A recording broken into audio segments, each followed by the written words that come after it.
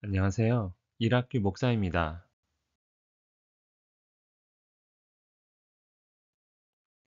다락 난간에서 떨어져 병든 아하시아, 블레셋의 신 바알 세붑에게 병이 나을지 물어보고자 했습니다. 이에 하나님은 엘리야를 통해 아하시아의 불신앙을 책망하며 반드시 죽을 것이라고 말씀하셨습니다. 열왕기하 1장 9절에서 18절입니다. 이에 50부장과 그의 군사 50명을 엘리야에게로 보내매 그가 엘리야에게로 올라가 본즉 산 꼭대기에 앉아 있는지라. 그가 엘리야에게 이르되 하나님의 사람이여 왕의 말씀이 내려오라 하셨나이다.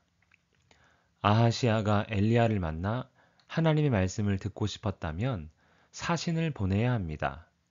하지만 그는 50부장과 50명의 군사를 보냈습니다. 무슨 의미입니까? 자신을 책망한 엘리야를 위협함으로써 자신의 힘을 과시하고 원하는 말을 듣고자 하는 것입니다.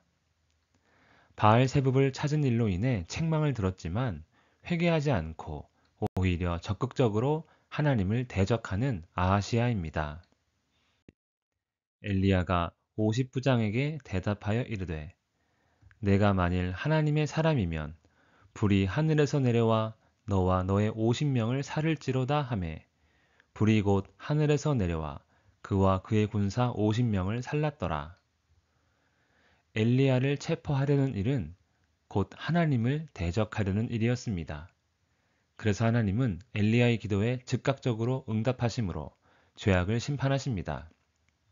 이것은 아하시아와 하나님이 아닌 우상을 따르는 자들을 향한 강력한 경고입니다.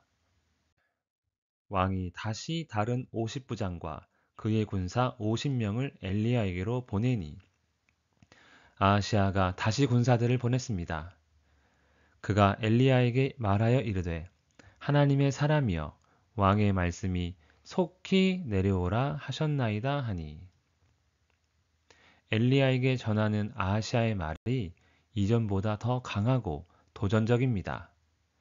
하나님의 경고를 무시하고 엘리야를 계속 위협하고 있습니다. 아하시아의 마음에 하나님은 없습니다. 엘리야가 그들에게 대답하여 이르되 내가 만일 하나님의 사람이면 불이 하늘에서 내려와 너와 너의 50명을 살을지로다 하매 하나님의 불이 곧 하늘에서 내려와 그와 그의 군사 50명을 살랐더라. 아하시아만 믿고 하나님과 그의 선지자를 인정하지 않은 무례함에 하나님은 다시 심판하십니다. 엘리야가 진정 하나님의 사람임을 확증함과 동시에 하나님의 살아계심이 분명하게 드러납니다. 진정 따라야 할 분은 왕이 아니라 하나님인 것입니다.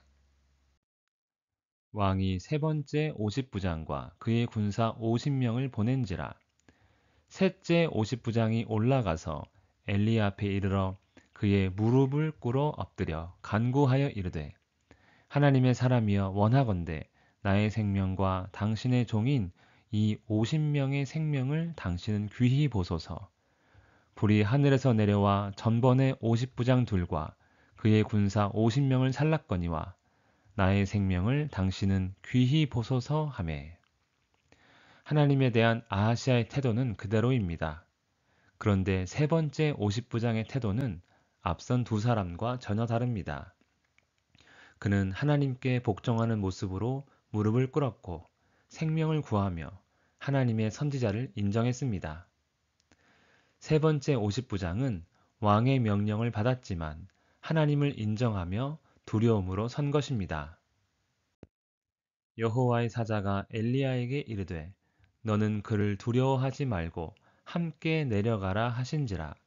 엘리야가 곧 일어나 그와 함께 내려와 왕에게 이르러. 사실 엘리야는 아하시아가 두려웠던 것 같습니다. 그래서 군사들이 왔을 때 하나님께 기도한 것입니다. 세 번째 50부장의 태도는 달랐지만 그럼에도 두려웠습니다. 하지만 하나님께서 아하시아에게 갈 것을 말씀하십니다. 엘리야는 하나님 말씀을 의지해 아하시아에게 갑니다. 말하되 여호와의 말씀이 내가 사자를 보내 에그론의 신 바알세부백에 물으려 하니 이스라엘에 그의 말을 물을 만한 하나님이 안 계심이냐? 그러므로 내가 그 올라간 침상에서 내려오지 못할지라. 아하시아 앞에선 엘리야, 두려워하지 않고 아하시아의 불신앙과 반역에 대한 하나님의 심판의 메시지를 그대로 전합니다. 내가 반드시 죽으리라 하셨다 하니라. 회개의 기회는 사라졌습니다. 하나님의 인내는 끝났고 심판이 임할 시간입니다. 왕이 엘리야가 전한 여호와의 말씀대로 죽고 그가 아들이 없으므로 여호람이 그를 대신하여 왕이 되니 유다 왕 여호사밧의 아들 여호람의 둘째 해였더라. 말씀대로 아하시아가 죽었습니다. 하지만 그에게 아들이 없었기 때문에 그의 동생 여호람이 왕이 되었습니다. 또 다른 심판으로 하나님은 아하시아에게 아들도 주지 않으셨습니다. 아하시아가 행한 그 남은 사적은 모두 이스라엘 왕 역대지략에 기록되지 아니하였느냐. 왕이 된 후 얼마 되지 않아 다락난간에서 떨어져 병들어 죽었으니 왕으로서의 그의 업적은 거의 없을 것입니다.